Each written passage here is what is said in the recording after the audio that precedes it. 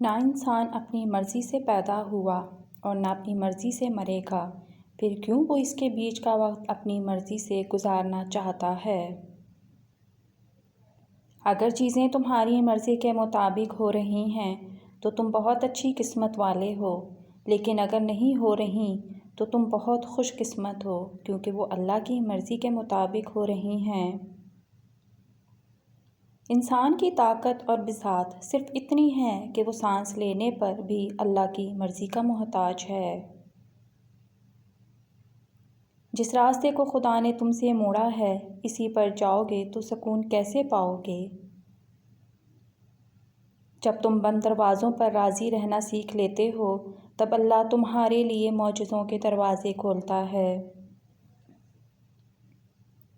میرے دل کے اطمینان کے لیے اتنا کافی ہے کہ جو کچھ ہوتا ہے اللہ کی رضا سے ہوتا ہے، بندوں کی رضا سے نہیں۔ جب خدا کی مصلحتیں سمجھ میں آتی ہیں تو دل ضد چھوڑ دیتا ہے۔ جب اللہ چاہتا ہے کہ کسی بندے سے دوستی کرے تو اس کی زبان پر اپنا ذکر اور دل میں اپنی فکر کے دروازے کھول دیتا ہے۔ انسان کی مرضی اور اللہ کی مرضی کے فرق کا نام غم ہے۔ جتنا فرق کم ہوگا اتنے غم کم ہوں گے۔ دنیا میں صرف سکون ہوتا تو لوگ اللہ کو بھول جاتے۔ سکون تو صرف ان لوگوں کے پاس ہے جو اللہ کی رضا کو اپنی رضا سمجھتے ہیں۔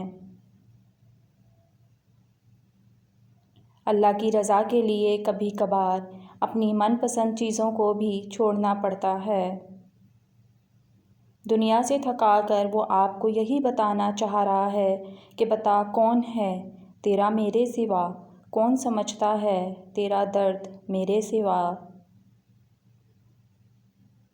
خود کو اللہ کی رضا کے سامنے ایسے ڈال دو جیسے سمندر میں تیرتا ہوا لکڑی کا بے جان سا ٹکڑا۔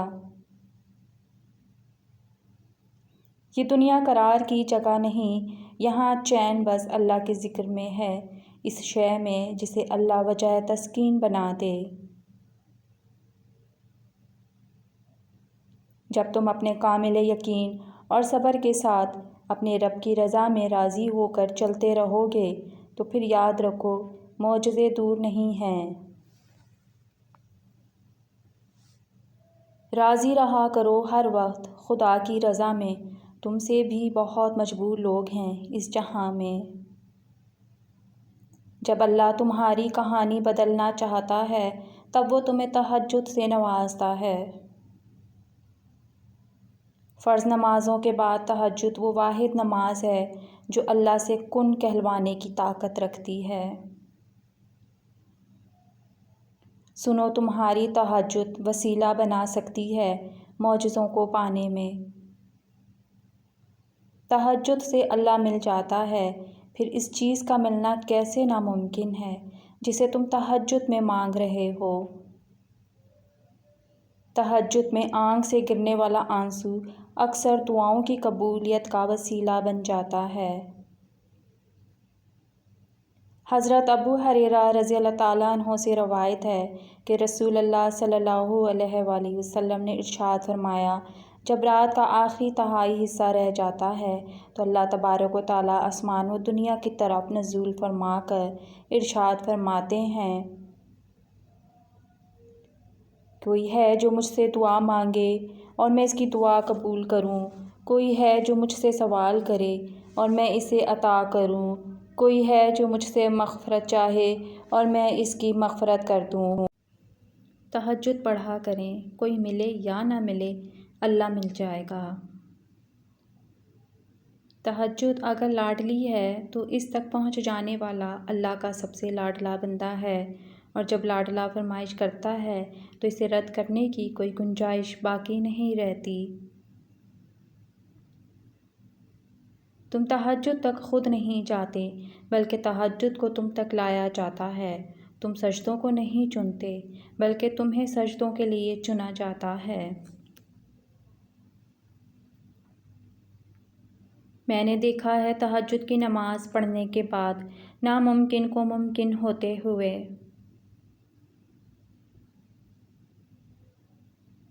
زندگی میں سب کچھ کسی وجہ سے ہوتا ہے، غلط ہوتا ہے تاکہ ہم صحیح کی قیمت جان سکیں، لوگ بدلتے ہیں تاکہ ان کے اصلی چہرے جان سکیں۔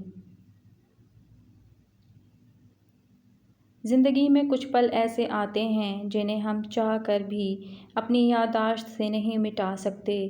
مجھے اختلاف ہے ان لوگوں سے جو کہتے ہیں وقت ہر زخم کا مرہم ہے۔ زندگی میں کسی ایسے شخص کا ہونا ضروری ہے جس کو کچھ بھی بتانے کے لیے لفظوں کی ضرورت نہ پڑے۔ زندگی بہت مختصر ہے، سمجھ آتے آتے گزر جاتی ہے۔ دل میں کوئی بات نہ رکھیں، نہ جھگڑے طویل ہونے دیں، معاف کر دیں کیونکہ معاف کرنا اللہ کو پسند ہے۔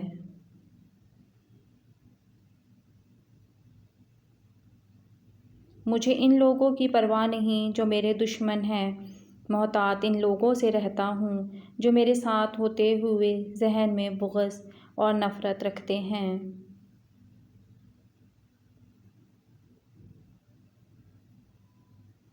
اپنی زندگی کی کتاب صرف مخلص لوگوں کے سامنے کھولیے، باقی سب تو بس جاننے کا تجسس رکھتے ہیں۔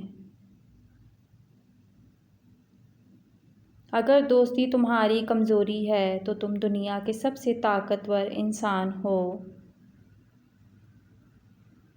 دوسروں کی خامیاں گننے سے فرصت ملے تو ایک نظر اپنے آپ پر بھی ڈال لیں۔ جو شخص تمہارا غصہ برداشت کر لے اور ثابت قدم رہے تو وہ تمہارا سچا دوست ہے۔ اس دن تمہاری سب پریشانیاں ختم ہو جائیں گی، جس دن تمہیں یہ یقین ہو جائے گا کہ ہر کام اللہ کی مرضی سے ہوتا ہے۔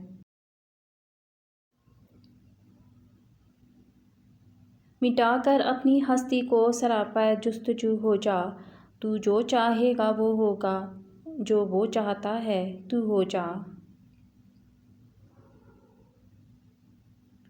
جس شخص کا دل اللہ کے ذکر سے زندہ ہو گیا، اس کا وجود جہالت کے اندھیرے سے مٹ جاتا ہے۔ عروج ملنے پر انسان خدا نہ بن جائے، اسی لیے خدا نے زوال رکھا ہے۔